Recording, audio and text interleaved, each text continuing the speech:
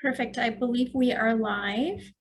We are live on Facebook, and I think we are going to start now.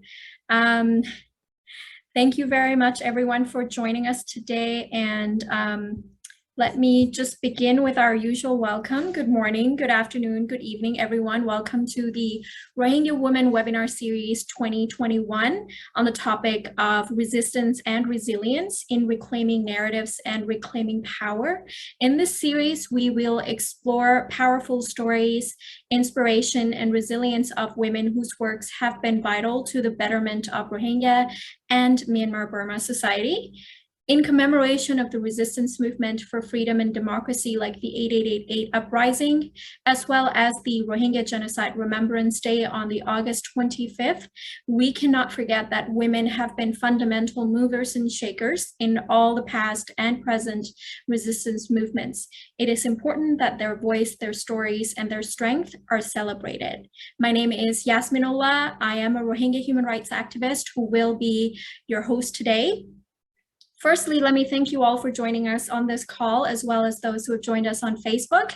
A reminder that this is a public event and we will be recording the session and upload the video onto various social media platforms later on. This is the third of the webinars throughout the entirety of August, where we will be interacting, exploring, and discussing different social issues facing women of Myanmar Burma.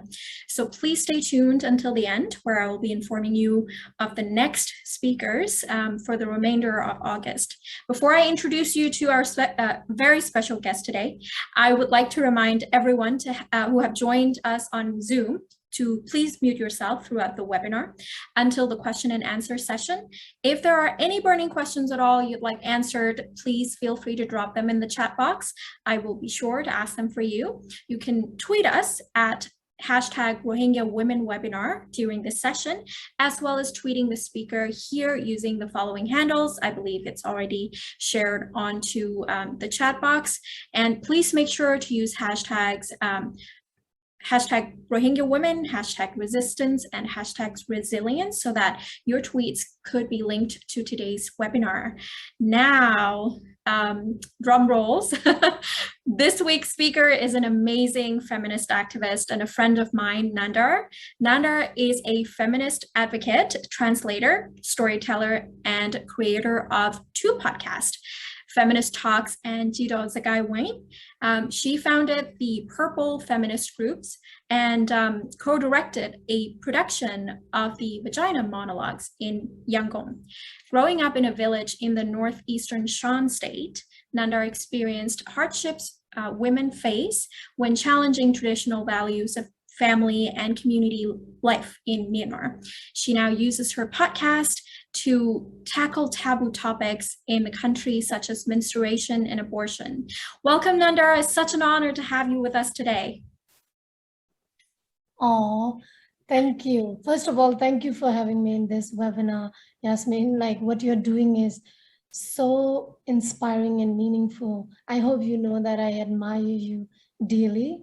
And I wish we were having this conversation in person. And at the same time, before starting, I want to also remember all my grandmother, my great-grandmother, and my mother, and all the Myanmar women, including Rohingya women, ethnic women, who have done so much work before us, for us to be able to have this conversation. So thank you.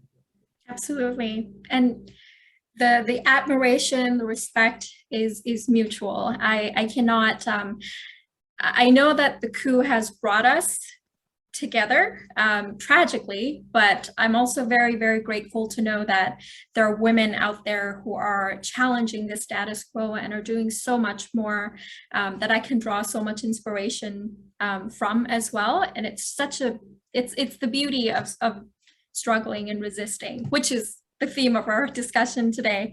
So let me actually jump right in, if you don't mind. Sure. Nandar, I would like to know about, your journey. Like, what was your journey like becoming who you are today, and what was life like in Shan State growing up? Tell us your story, please. Well, do we have all day, all night? I would love to. But yeah, I think I would like to share two part of my story. One is more like an external struggle, and the other is more of internal. So first of all, hello, hi, Minglava, to everyone who's here. I'm Nanda, as Yasmin introduced. I'm a feminist and a storyteller from Shan State. My journey, if I have to summarize my experiences of growing up in a village in northern Shan State, would be it was meaningful yet very complex. I say complex because Shan State is such a beautiful place with diverse range of ethnic groups living and working together. It makes sense for it to be complex, right? So I was born and raised in a small village in northern Shan State, and both my parents are two lovely, ordinary farmers who are very traditional some way. I was fortunate enough to grow up with two parents in a lovely house, even though there were days when we did not have rice in our pot. And there were also days when education became so expensive to the point that my siblings had to drop off the school to work and support my education. And due to an ongoing popular ethnic or infamous ethnic armed group conflict in our areas, there are many nights our family had to stay awake because the fear that we might die tonight or we might not have our house the next morning.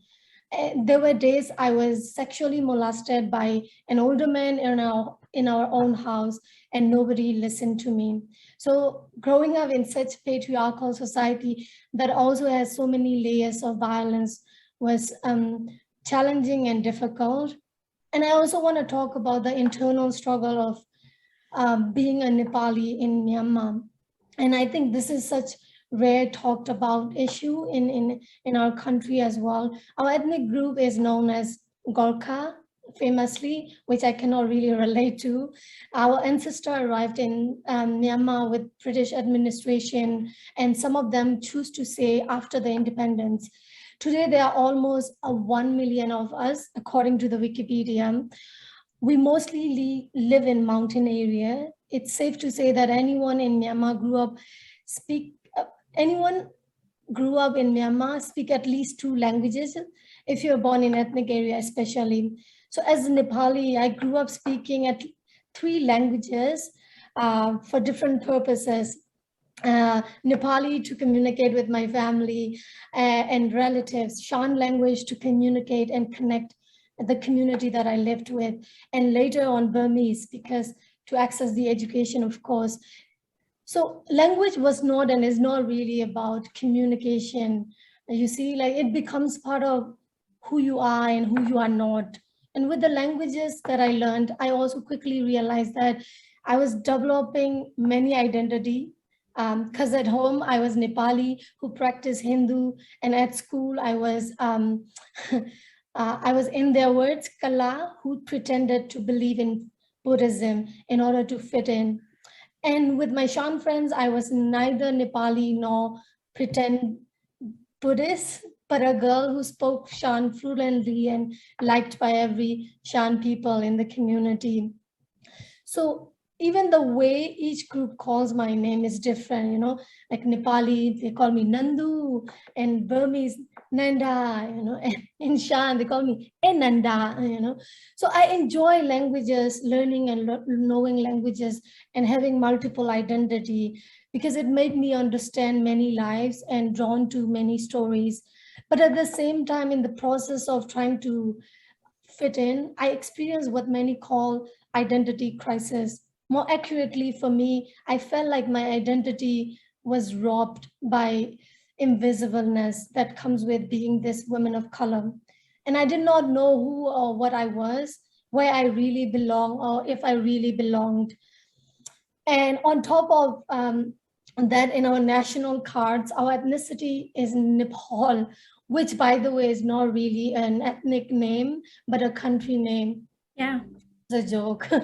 And I suppose we should not have higher standard for militant government, but this is the story of many Nepali and ethnic minorities in Myanmar. Actually, it took me a really, really long time to say out loud that I am Nepali.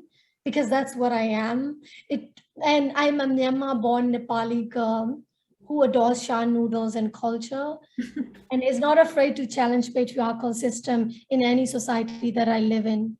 So that's kind of my story. I mean, what can I say? Thank you for bravely sharing so many traumatic stories, and just because those are not just stories for you. They're your life. They make up who you are.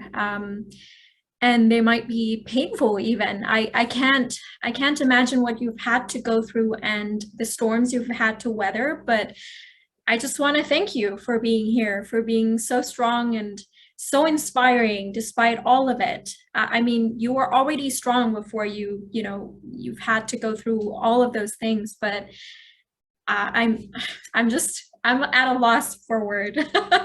And Thank you. it's I think a lot of the things that you were saying, the multiple identities, the various things that people call you, the crises that you have throughout your life, I think it's very much relatable for all of us, especially those who are from ethnic communities, and those who've migrated to another country and now live very, very separate identity, cut off from their respective families or relatives and from their roots, essentially. Yeah.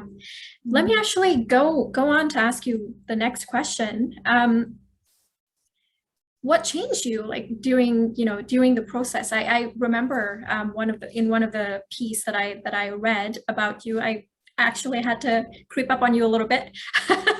And everything was just so inspiring. But I just wanted to ask you about a very, very specific thing, is the process of translating Adichie's essay, we should all be feminist. More specifically, like, is there a passage or part of the essay that just calls to you and was like a flip of a switch for you? Why is it so important that this work needed to be translated into Burmese?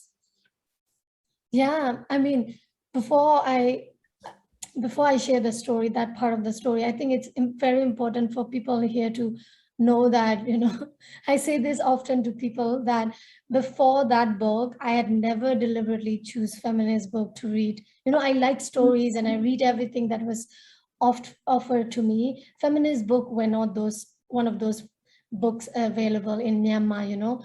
So the story was also like, the story of me stumble upon the book was also the same. I did not go and find the book came and find me. So when I was studying in Rangoon, a professor from Japan came to visit our college, and he brought a stack of books for us. In one afternoon during the lunch break, a friend of mine, actually a classmate of mine, brought up the book from there, one of the book from there, and he read it, and he told me, he came over me and he said, "You should read it, Mananda, and I think you would really like it." And I looked at him like furiously and asked him like, why? Just because a woman wrote it, I have to read it? And of course he said like, no, it's not like that. The story is so good. And I took the book from him, half doubting him. And I sat down and read the book, and it changed my life. This friend who handed me the book that day was a very dear friend of mine, a classmate who did not miss a chance to argue with me on feminism, like a Adichie's friend on Okolama in that book. And I think in that book, almost everything is resonating to me. I especially like the part where she has the suggestion to parents to raise the children differently, and giving the responsibility to each and individual in the society to do better, and showing that there are option to do better. So although the process of changing and unlearning can be very hard, because given the fact that we are still living in the patriarchal world, So the book was like, I don't know, to summarize the experience, the book gave me the space to personally connect with feminism, and sparked my curiosity to learn and know what feminism really is from a woman of color. And more importantly, it almost felt like the book was giving me permission to own feminism, to practice it, to be it. And I started, like, right after that book, I started exploring more books by Maya Angelou, Alice Walker, Bell Hooks, Rose Sange, Audre Lorde, and like one of my Bible book is a book by Mata and Women in Modern Burma. It gave me all the history that I needed to know, women of Burma. So, I think if I had not read that Why We Should All Be Feminists book, the curiosity in me on feminism would not been sparked, and because of that book, I claim myself as a feminist publicly from then on.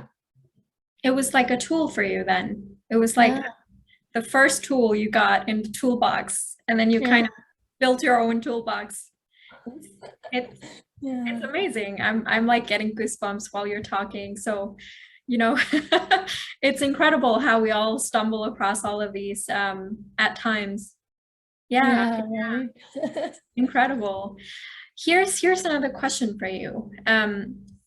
Since you already say that you've now at this point in your life you embraced feminism and you embraced every single history that you've had of who you are and who you became, and like your ancestors and whatnot. What was it like growing up inside Myanmar? What in a conservative, collectivist society, and having to deal with gender issues? What does that look like? I think, as I mentioned earlier, my family were traditional, and I was expected to be certain ways. My brother would tell me, don't go out at night, don't wear short skirt, don't hang out with boys, because that's not what good girls do. And of course, I was annoyed by it, but whenever he's away or he's at work, I would do all those things that he prevented me from doing. And my parents did not stop me, and I could get away with it because I was a good student. So that's all Asian parents want, at that time, but at least for me. But also, I think another thing about growing up in multi-ethnic area is that your tradition and cultures are not the only things that you get access to or you get to practice. So it's such a communal space where you get to participate in each other's ceremonies and tradition, and that keeps you curious and critical, especially as a child. If you're allowed to ask questions, that's even better. So it was very much like that for me. Having friends who practice and believe in different things that I do makes me ask very difficult question to my parents, and making people uncomfortable is kind of my job ever since I was young.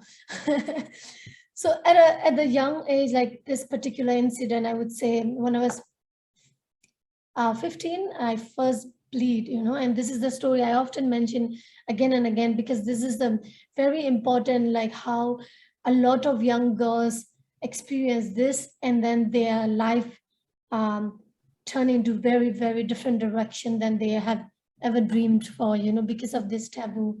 When I first bleed, okay, my word are running out and bleed. Because of Nepali traditional belief, I was forced to leave my house for 7 days and hide, because menstruating women or girls are considered impure in my culture. As I went back to school after that, my friends were so curious why someone who is so serious about school and marks suddenly disappear for 7 days. And I told them the reason was because of this, my culture, and they were all shocked.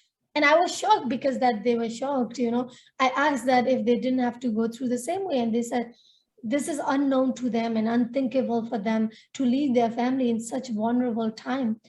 And I remember going home so angry and asking my mom why my friends didn't have to do that and I have to do that. And of course, my mom grew up in a very traditional household who justified it by saying, like, this is our culture. You are Nepali, they are Shan, they are Burma, and you have to do it because I had to do it. And on a larger scale, on a societal level, the discussion around menstruation is filled with shame, and that shame to stop you from asking questions or doing things or being who you are. And it's such a disgrace thing we do to our girls, I think.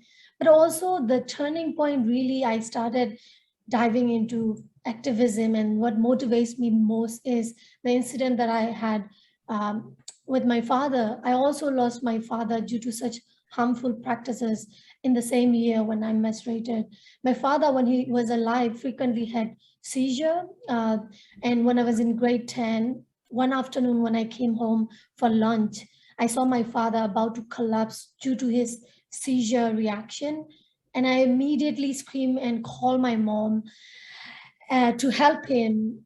To which my mom, who is on her second day of period, she said, I'm on period, I can't touch him, and run away to ask help from the neighbors. I was frozen there, watching my father collapse as my mother ran away.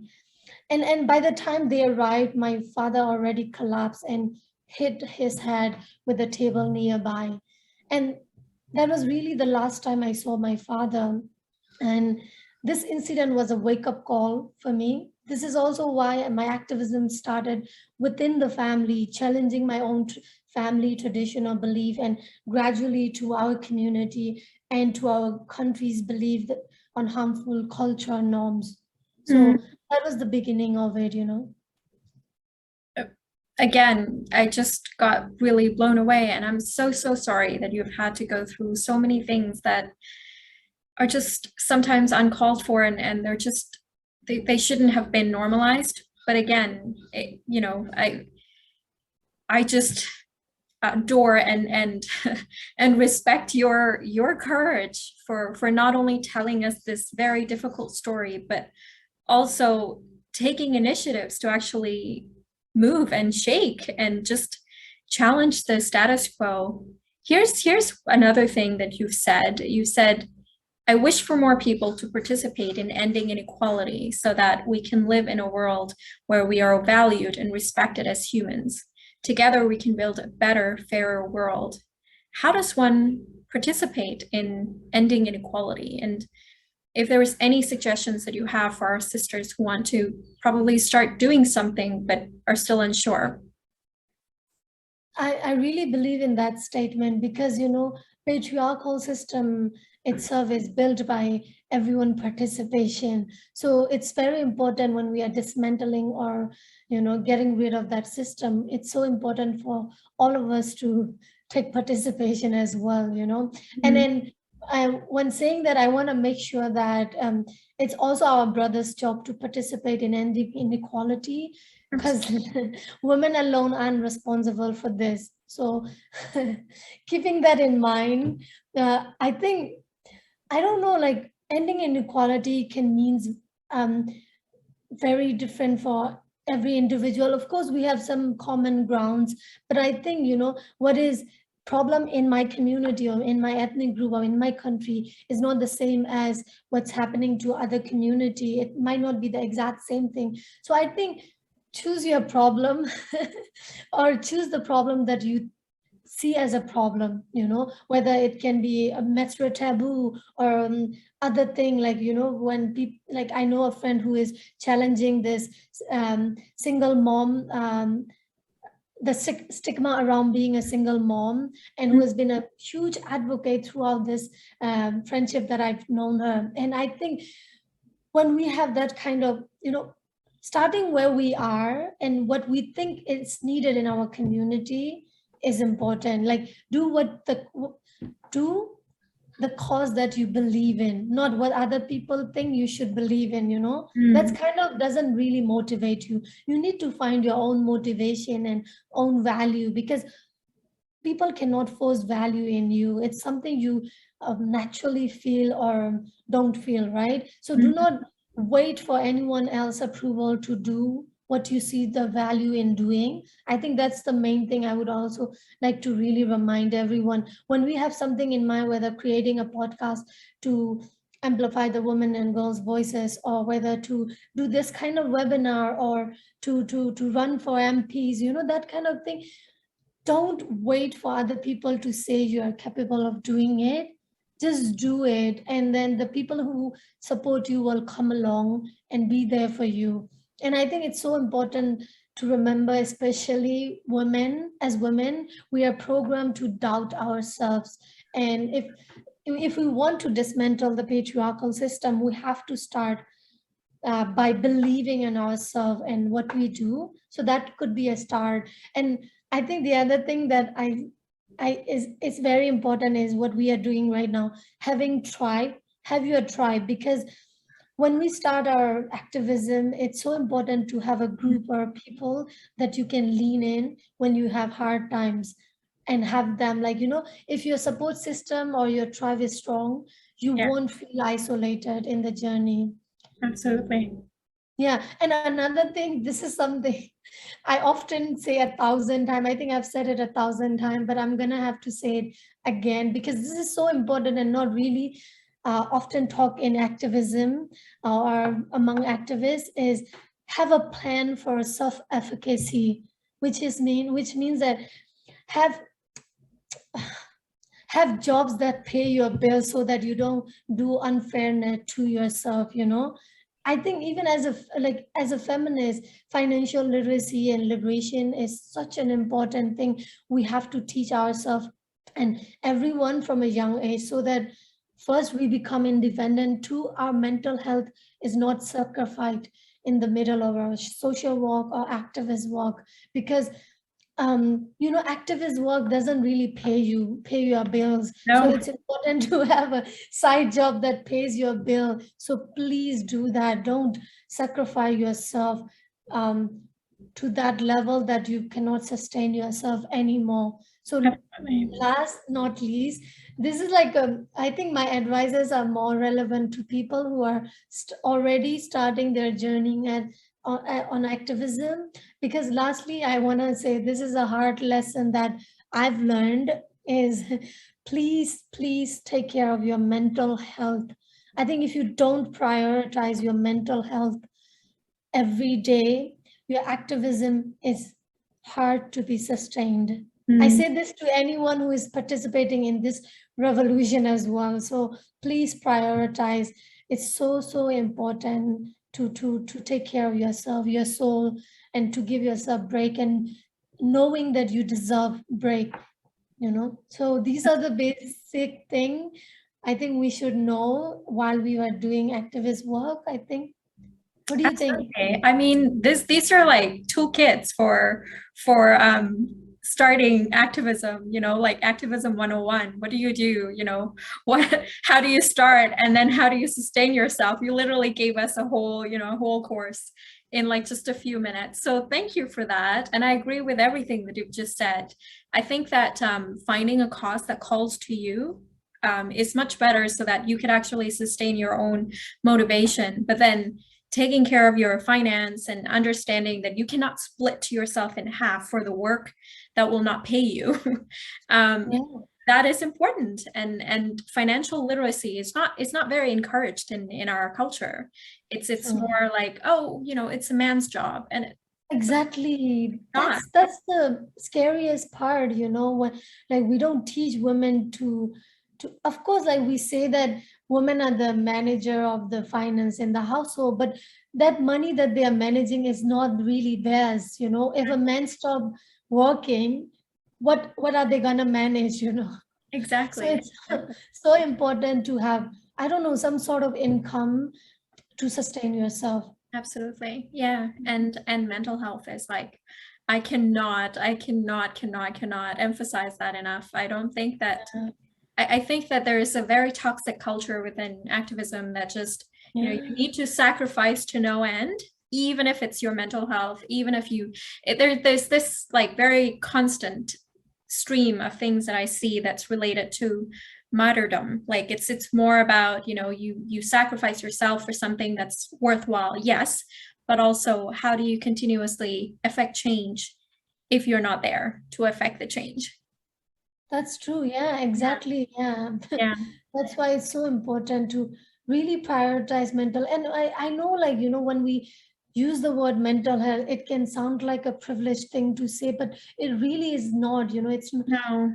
the mental health or the self-care that we are talking is not the capitalized, capitalistic mental Absolutely. health. Yeah. Taking care style. It's more about something that you can do on a day-to-day basics. Yeah, having, like, reducing your screen time. This is often what I say. Or like having a break in every hour when you are walking, and having a social network where you can go and just chill and talk about other than activist work. And Absolutely. like just hanging with your friends one-on-one can be also useful if you are that type of person. I'm someone who likes to have a tribe, wherever I go, I need like at least 10 or 15 people around me to support me, to make me Wonderful. strong. Yeah. Absolutely. I find that having friends you can confide in is very, very grounding. And I think sometimes we're so focused on wanting to change, wanting things to change, that we're just forgetting the real world, the world outside of activism, which is also worth living as well. Yeah. Yeah. Of course, having a tribe is like a really, really important thing to have. But maybe some of us are not there yet. But I can assure you, if you eventually seek, to have the kind of people that have like mind, or are like-minded, eventually you'll find them. You just have to do your own inner work first, and just continuously taking care of yourself, and you'll find those people in no time. Switching things a little bit, it's still on the topic of feminism. Here's the thing, I don't know if I'm pretty sure that all our guests today probably are familiar with feminism, but we just want to talk to you about, what is feminism to you? Why is it so important for you to do this work? And specifically, why is it important that Myanmar as a whole move towards feminism? Because I think we've heard more feminism in the context where it's really, really feared, and it sounds like it's something that's more, a liberal idea. But what about us? What about people of color? What does it mean to us?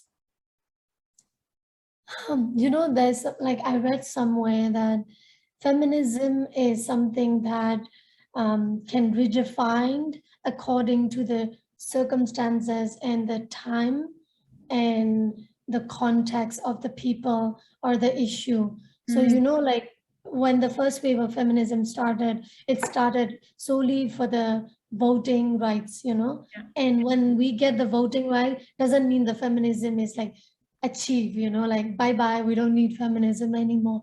But we had second wave feminism. So I think just like that, feminism that we are defining right now may not be relevant anymore in the future or in a decade later. But I think the underlying definition, or the way that I see feminism is, to me personally, is a liberation of all people, regardless of gender, ethnicity, or sexual orientation, or religion. At this point, the liberation, when I mean liberation, is the liberation to live our lives the way we want, without having to worry if we will be judged or killed for who or what we are. Like, say in Myanmar, if you're an LGBTQI person, you cannot, if you cannot say your identity out loud, then it's you're not liberated. It means that you're not liberated. It means that you're oppressed by this patriarchal system. You are how do I say, suffocated and limited and strangle to make it a bit stronger, strangled by this patriarchal system, that you cannot even have this liberation to say your own identity or own your identity out loud. So I think when we don't have that kind of liberation on a basic, like, it doesn't even have to be on a political level. It, like, if we focus on day-to-day life, imagine if I'm having this discussion with you, and I have someone who is kind of limiting me, like say my father or my brother, saying that, oh, I cannot say certain thing about my family because it will damage our family or reputation or something like that. Then it means that I am not liberated, and it's not going to, it's not feminism if I have to control myself to say certain thing and do certain thing because of the third party. So I think, in a sense, it's also like, depending on the culture restriction, if my culture is also restricting me from doing what I want to do, then I'm not liberated. So I don't know how to articulate this liberation definition that I have in my head. to everyone's heads. Liberation in the sense is like not a westernized way of liberation, like, you know, Right. No. it's our own way. Like what I want to mean by saying liberation is like every one of us, each individual of us can define our what our liberation can mean, you know. So um, it's contextual. It yeah, depends on contextual, what it means to you. circumstantial, yeah, Right. yeah, Right. And so it depends on the layers of identities and yeah, layers of your social positions as well, right? It's yeah, what limits you currently, yeah. what And you you know, need like liberation from. exactly. And I think the other example that is that comes to me is like, you know, you might be doing something that is how do I say, um, programmed by the patriarchal system for you to do, but you're not doing it. Like there's something we might do because we want to do, not because of the patriarchal system is assigning us to do because we are women. Like, you know, some women love being caretaker.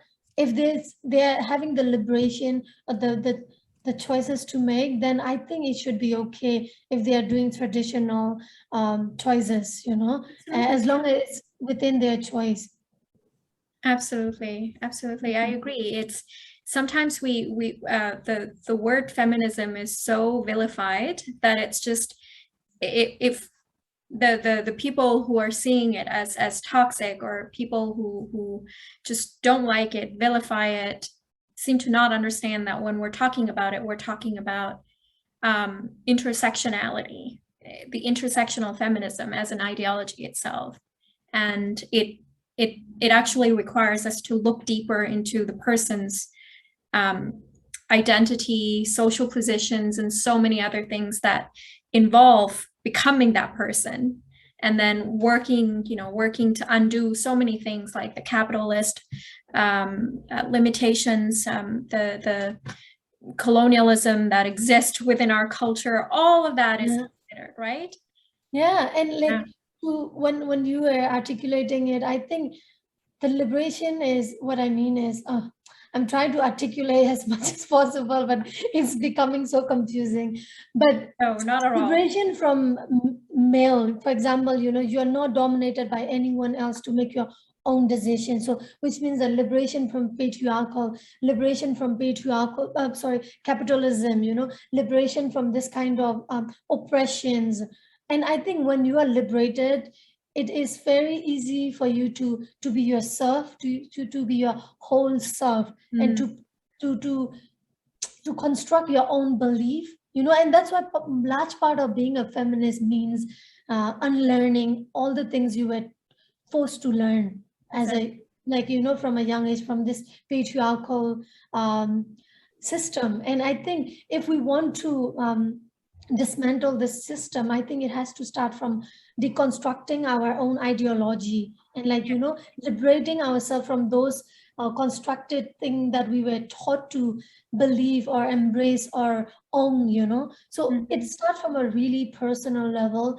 And Yeah. to connect to your second question about why is this so important in Myanmar is because, you know, when we read the Women in Modern Burma book, the underlying reason that shows in the history of Myanmar women is that the reason we failed to have feminist movement in Myanmar, or didn't have a public one or political one, is because a lot of the women in the political or powerful position didn't really speak out about the women's right issue that were happening in Myanmar. You know, predominantly those women were Burma women who goes to the international media and would say that, oh, Burma women or Myanmar women enjoy equal rights as men. You know, if we compare Myanmar women with the women from China or India, we were better off. You know, our rights were secure, things like that. Also, Mm, because of this kind of mainstream media, um, um, how do I say, information, a yeah. lot of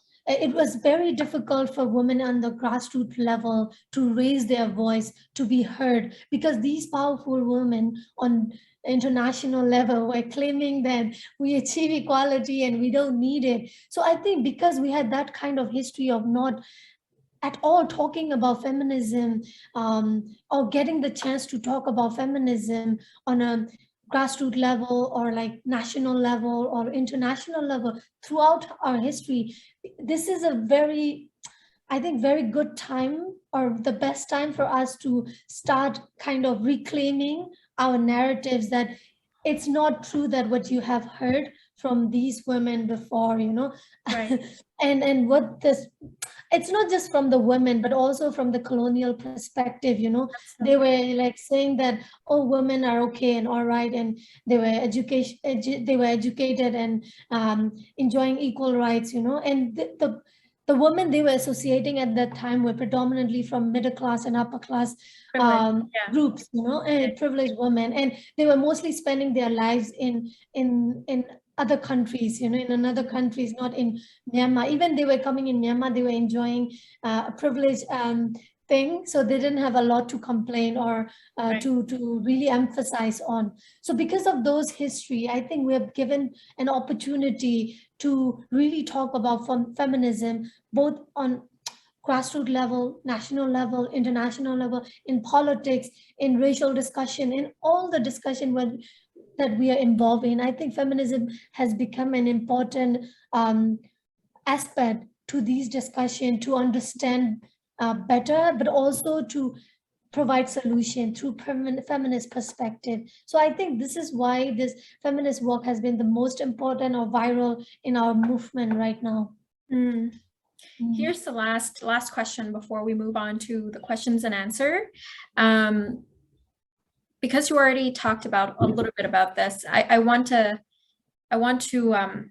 ask you about the feminist foreign policy of many progressive Western nations, who pride themselves on having this aspect of their policies.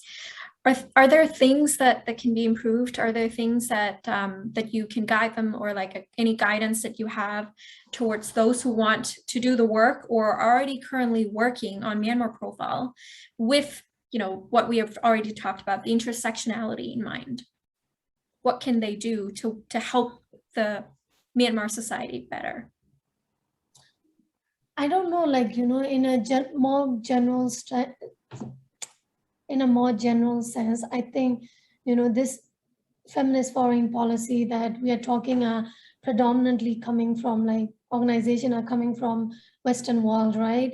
And of course there's like collaboration or support or researchers that has been done about these Asian country. I think it's also the underlying one thing I would like to say is, I think to do more dive in research Mm. to these countries, like, I remember one of the feminist foreign policies maker or founder, co-founder, they did a research in Myanmar, but they were predominantly focusing on urban based people. There was like only in Rangoon, and like it's done, like, oh, we have come up with a solution or conclusion, or like, we have something now. And I think that's not necessarily helpful, that's not Mhm. intersectional to me. I think when we are supporting people, when we are collaborating people, it's so important, so important. This is something I always put in my advocacy as well, to go beyond big city. There's so many problems that are invisible in the mainstream media that people need to deliberately go and find, and it's so important to make that choice to go there, to find that problem and talk to the people in the community. There's so many people who are willing to share their story, their struggle, their journey, to help you out. So I think please do that. If you can do that, the policy can be more intersectional and more useful to more people, not just the urban based people who are Absolutely. educated, Yeah. from educated background, Or like so privileged people in general. yeah. Yeah. Alrighty, I'm gonna open the floor for questions and answer now. Thank you so much for all these insight. It's incredible. I'm learning so much as well. Here's a question that already came in from Paul from Facebook. He asked, how do you assess the NUG, the National Unity Government, from the gender perspective? I don't know if you can do that. If you cannot, if there is any security reason, please feel free to just ignore this and we can move on to the next one. But if you want to, please feel free. I think I want to echo something from one of my podcast interview. One of the activists said, I want to echo everything, almost everything that she said. NUG is, especially in the gender department, women and youth and children department. I think NUG has designed the gender issue to women's group. It's like, okay, we have a department for women, children, and youth. So you solve everything about women and gender and SRHR. We will not look at you again. And I think that's not really a healthy thing to do if we are leading or heading to the democratic path. If we really want to achieve democracy, or if we claim to want democracy, it's so important to practice it in the smaller scale, so that the people can believe what you preach. So I think I want to just echo that back, that we can do better, and UG can do better than what they are doing right now in terms of how they are handling gender issue. It definitely, I think this is sort of like a very much a reflection all over the world, where there's one specific department in the government that looks at every single issues that are considered gendered, but then every single issue in politics are gendered. And so if we just dedicate one source to fix the problem, how do we address the rest of the problem that comes from the gendered perspective as well? It's more all-encompassing than we think, right? Yeah. And there's a lot of unlearning that we needed to do. Exactly. And like you said, the health department should also work with women, the women organization that now, and the human rights department should also work with women's organization. But now it's like deliberately, okay, women and youth and children department work with all the women organization in Myanmar that you can find, and don't tell us anything. So it's not really healthy, right? No, and it's sort of pushing the burden to the women who may have not have the hands in creating those problems to begin with. But now we're asked to solve the problem.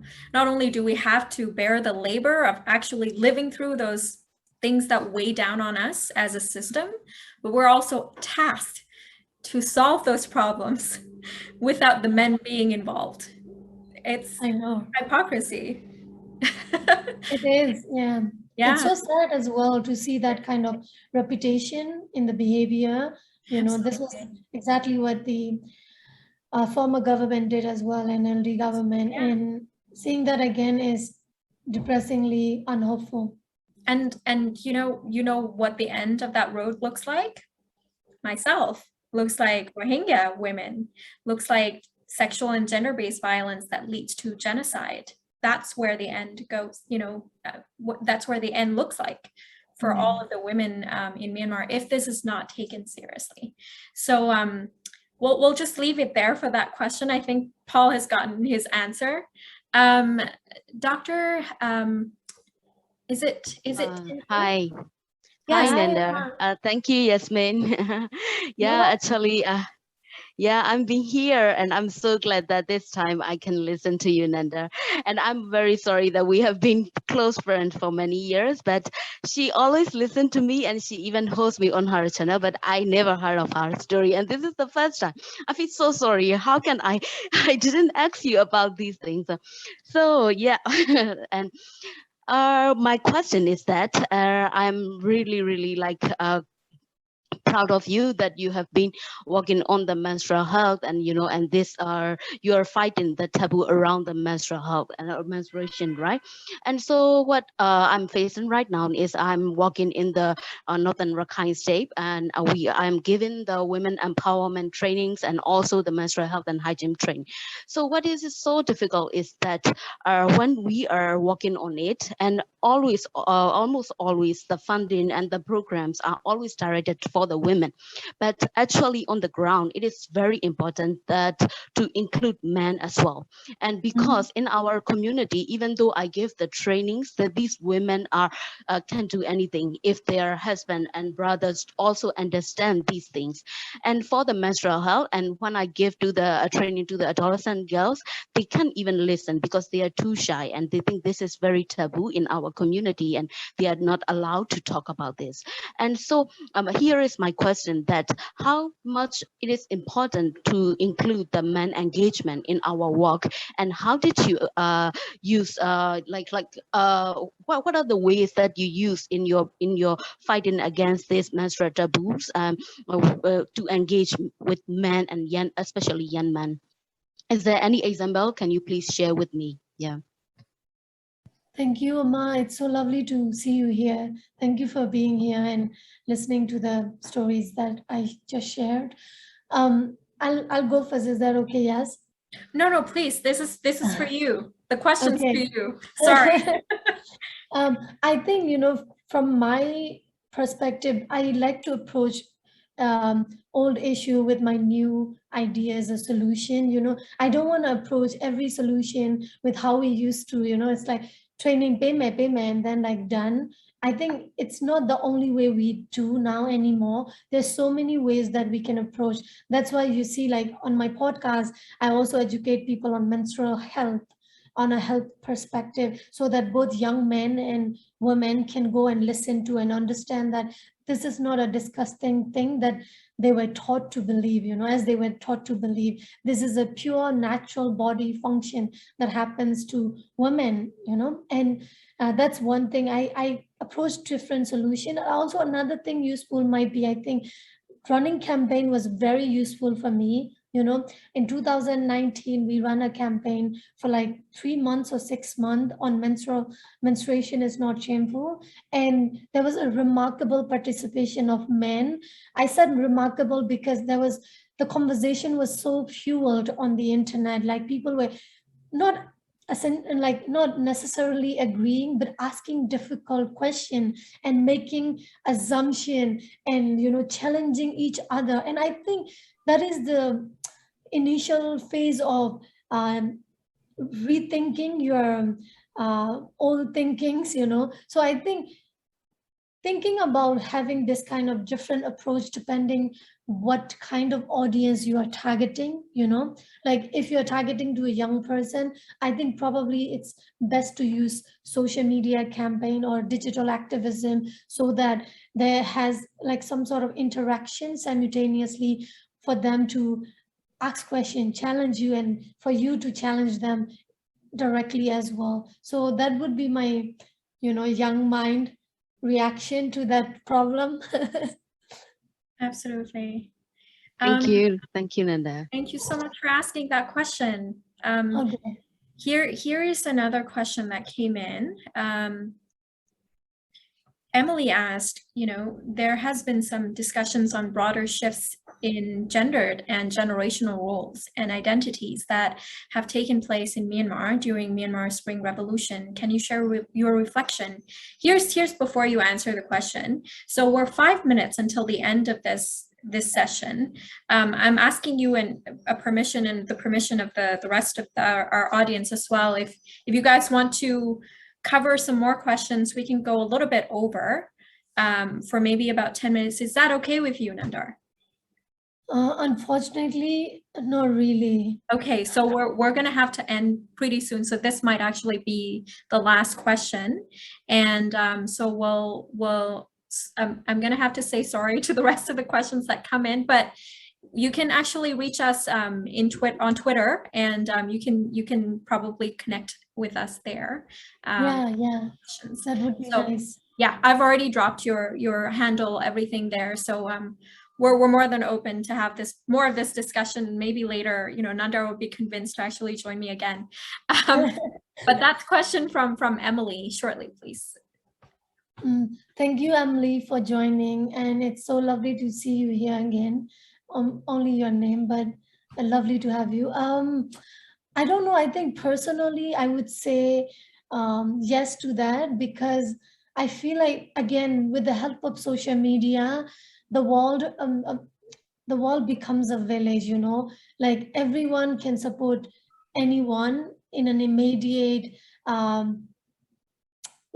time, like, you know, in a quick, like instant time. And because of that reason, I feel like, you know, my mom often say this to me, that she became everything that or I became everything she ever wanted to be as a woman. And at that time, I didn't understand what she really meant, you know. And I asked her, what do you mean by I become what you wanted? I feel like I was a rebellious child who constantly asks questions and do not follow traditional norms. And I was the black sheep in the family. And when she said that, I feel really proud and seen. But also, when I asked her, she said that, you know, at her time, she wanted to be educated and read English books. At that time, she couldn't read English, right? And she wanted to read, and she wanted to connect it to the international community, do something for the community, which she couldn't do because she didn't get access to education, first of all. And she was married when she was 18, and she had 4 children by the time at my age right now.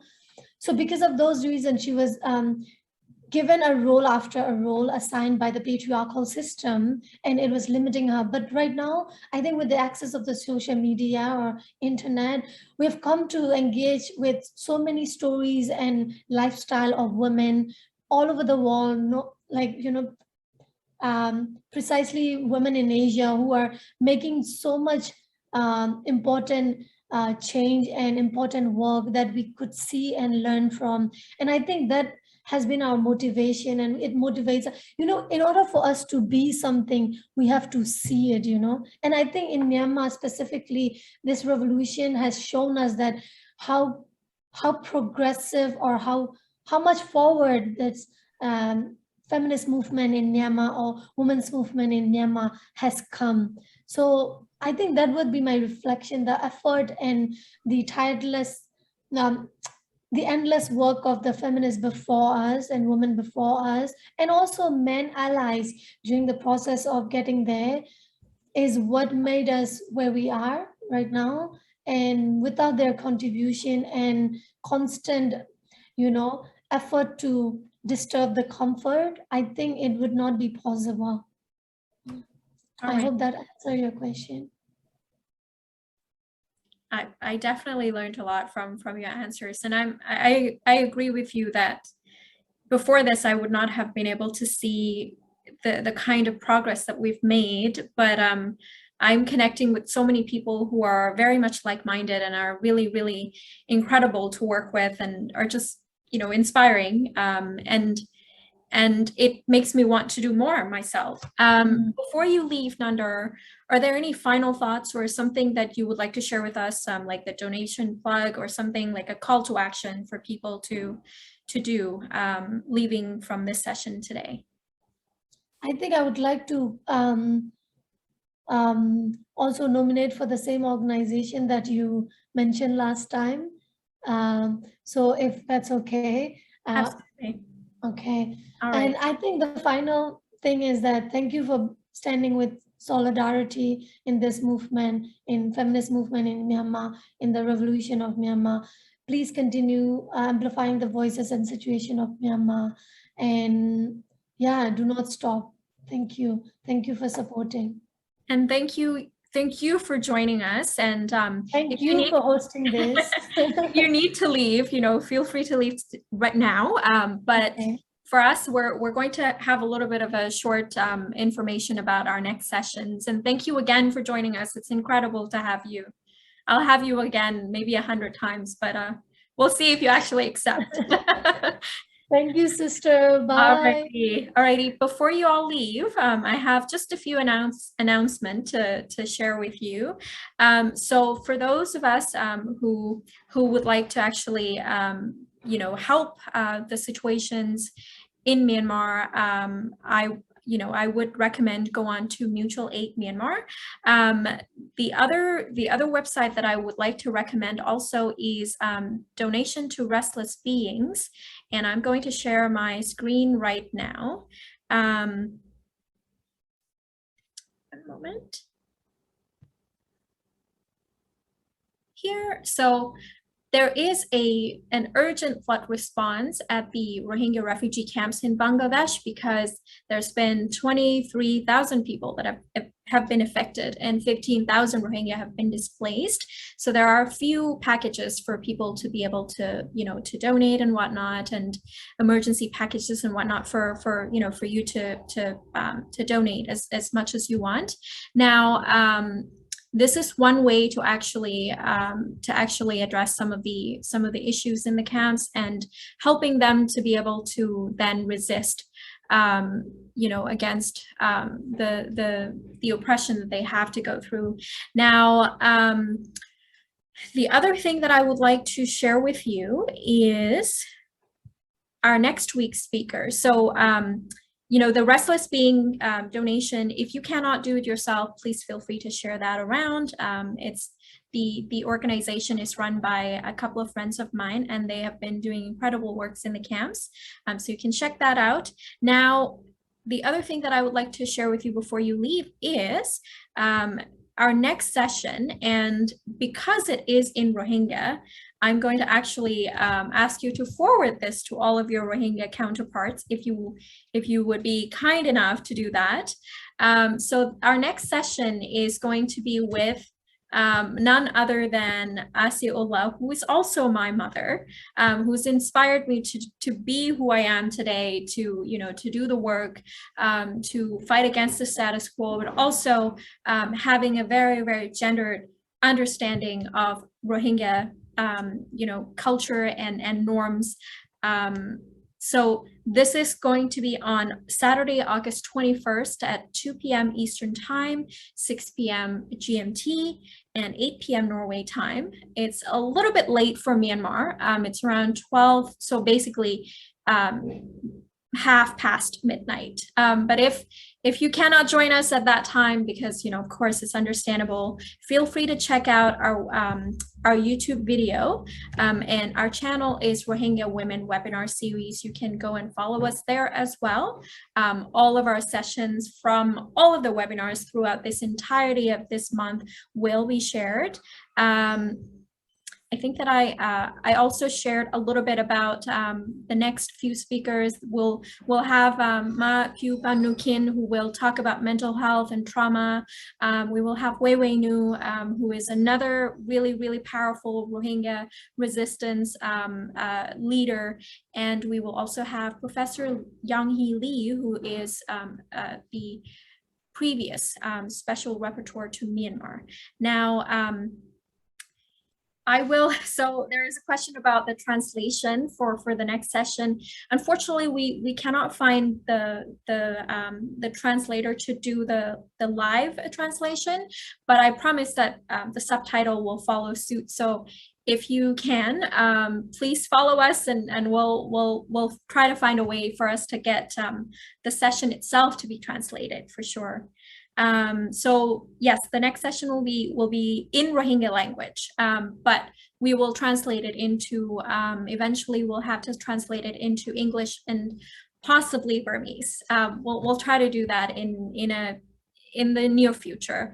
Now, I want to thank every one of you for joining us today, and you have learned a lot from Nandar, a very, very inspiring activist, a feminist and a feminist activist who has faced so many challenges but decided that she wanted to resist and resiliently dedicated her life to helping others. So I just wanted to mention that, as we move along in our conversation, I hope that in your own capacity, you would encourage and support and rally around these women. The first week we have Noor Aziza, last week Ma Taik Taik, and then this week Nandar. We would, it would be incredible that we all rally around them and helping them in order to drive, to be the driving forces to the many wonderful social changes that we want to see. And with that, please stay tuned for next week webinar registration information. And I will be sitting down with incredible women, all across the entirety of the rest of the entirety of August. And I hope you all have a wonderful day, afternoon, and night. Thank you very much, everyone. Take care. Bye-bye.